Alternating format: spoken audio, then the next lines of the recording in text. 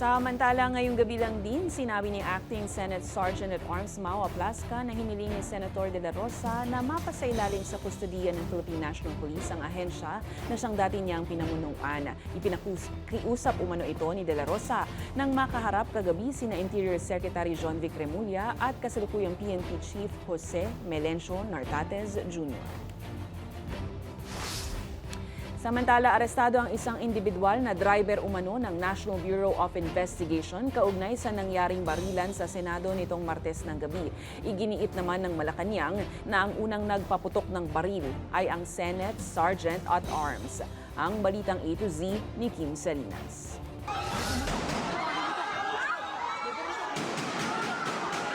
Nakatutok ang Philippine National Police sa investigasyon sa barilan sa loob ng Senado nitong Miyerkules ng gabi, May 13, sa gitna ng mga ugong naaarestuhin di umano si Senador Ronald Bato de la Rosa.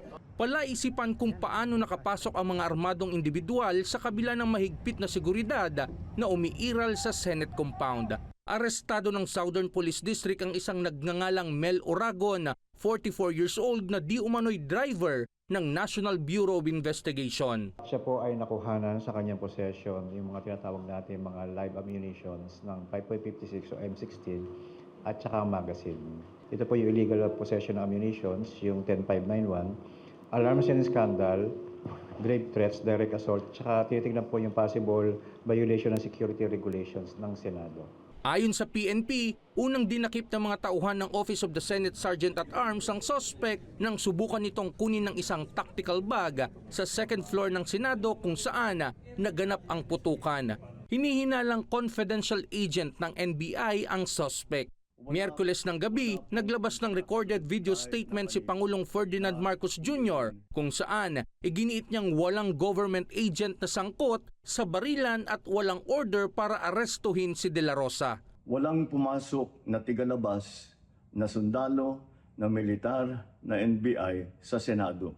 Hindi po natin alam kung sino yon na sumubok na pumasok at saka dahil doon ay nagkaputukan. Ngayong Huwebes, sinabi ng Malacanang na ang unang nagpaputok ng baril ay ang Senate Sergeant at Arms laban sa isang NBI agent. Walang assault na ginawa ang NBI agents sa Senado. Sinanong ng USAA ang NBI agent na nakaupo, lamang kasama nga ang isang blue guard ng GSIS.